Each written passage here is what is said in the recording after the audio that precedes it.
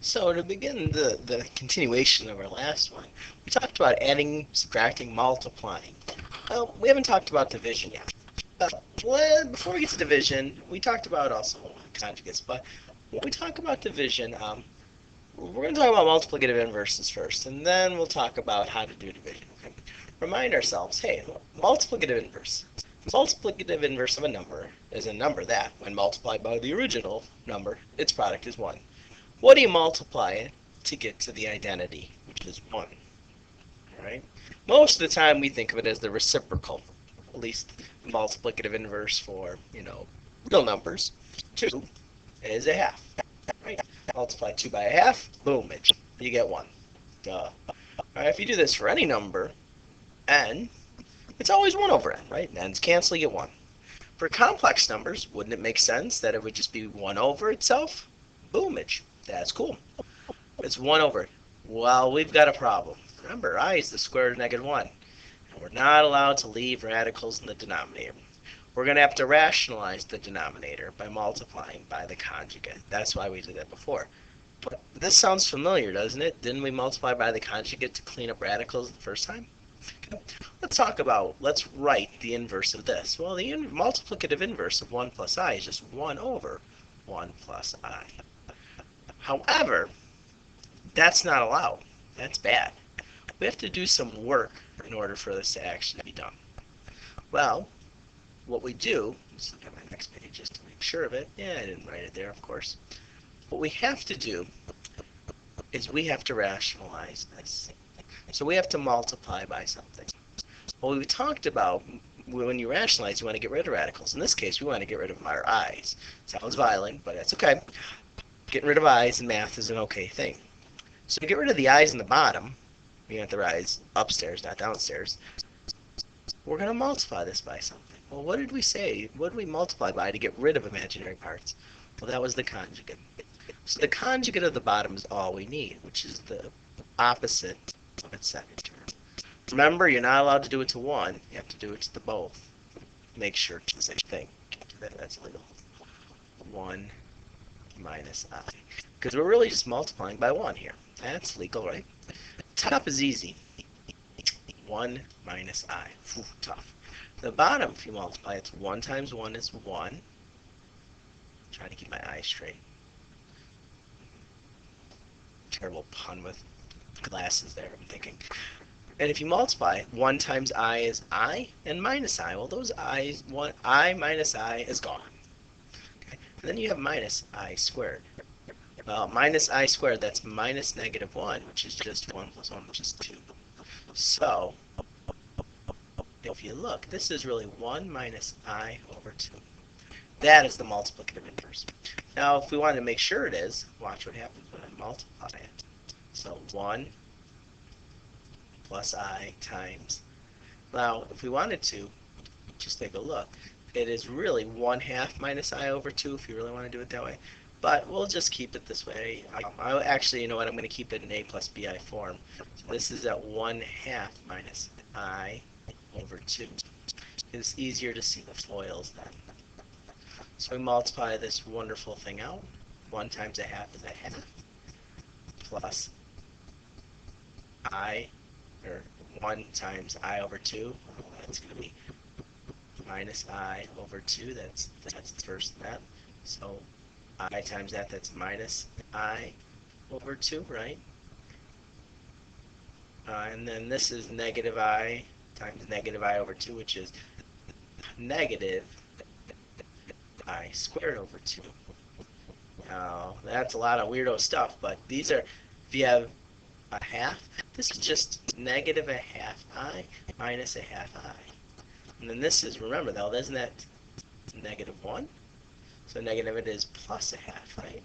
Well, 1/2 an I minus 1/2 of I is minus a whole I. So minus I and 1/2 adds up to be 1. Well, isn't that the original? It did what we wanted to do. So the multiplicative inverse is, you can see works. Now I'm proving that it worked there, but you can see we're going to have to rationalize the denominator. So let's find the multiplicative inverse of this. Well, we start with saying it's just 1 over that. And if you did that, I might give you a point for remembering something, but that ain't right. Now you have to rationalize it. So you multiply it by 2 minus conjugate, which is 4i, 2 minus 4i, 2 minus 4i. The top is real easy, which is 2 minus 4i. The bottom. Now, at this point, hopefully you're getting better. If you're with Miss Facci, you better get real good at this. When you multiply conjugates, it's only these things multiply the first things. 2 and 2 give me 4. The outsides and the insides cancel, and then it's always minus this one of these terms squared. So that's 16 squared. If you multiplied 4i and negative 4i, you get negative 16. That's interesting. So you see that. And then you're going to see negative 16 minus 1, right? Which is going to be 20. This is 4 plus 16. Right? So we really have 2 minus 4i over 20. Now this is a plus bi form. This is not a plus bi form. To do that, we have to split them up into two pieces. The tops all get the same denominator, 20. Well, 2 over 20 is 1/10. 4 over 20 we can do, which is going to be I over 5. Now some people may write it like this, minus 1/5. I will take both. But you see we have to simplify and break it down. Got to be individual. It's got to be something plus or minus. It's technically plus and negative. That's what we're writing it as. Okay. So how does this come into division?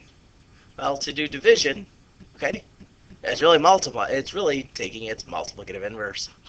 Isn't dividing by 2 the same as multiplying by a half? Ah, same thing. All right. So when we do division, it's really looking at it in a perspective of, hey, I just got to clean it up with the conjugate. Okay.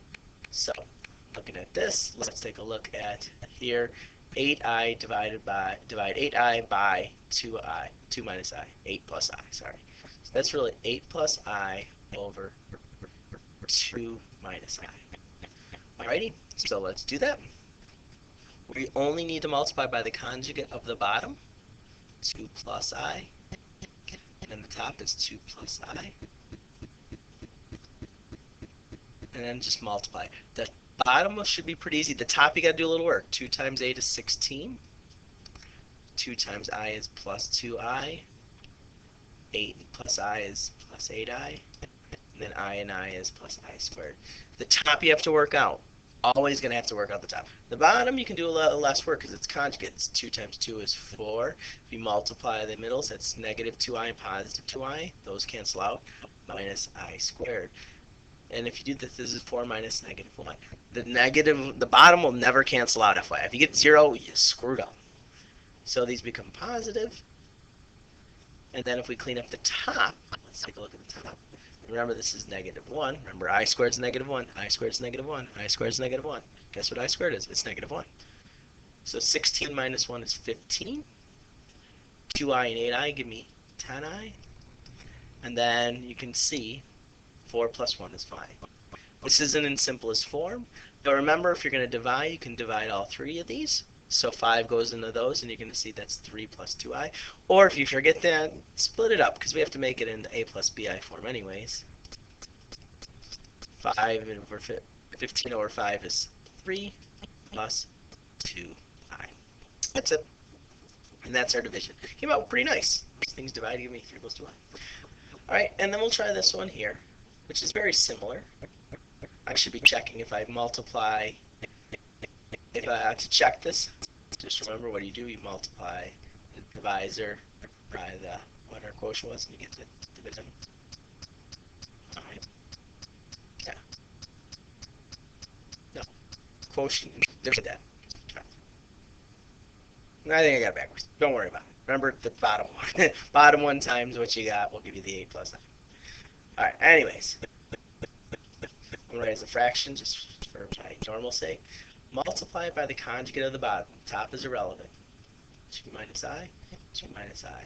Looks pretty similar to the one over here, you can see, but it's just a little different. Top you do have to multiply out. Make sure you FOIL it. If not, you go to jail.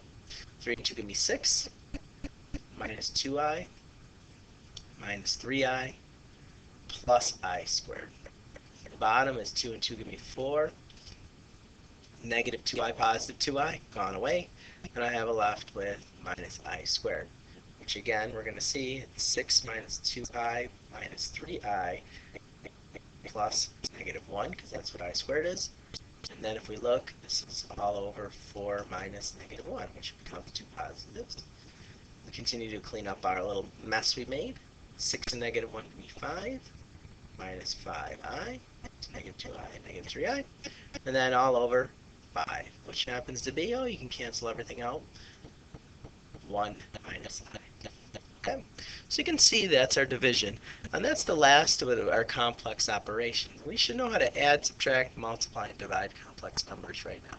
Okay, don't forget the I cycle, and then that's about it. The only other thing is I could throw a complex number at you, complex fraction, but these are the basics. It works exactly the same way. So you take care. I'll see you next.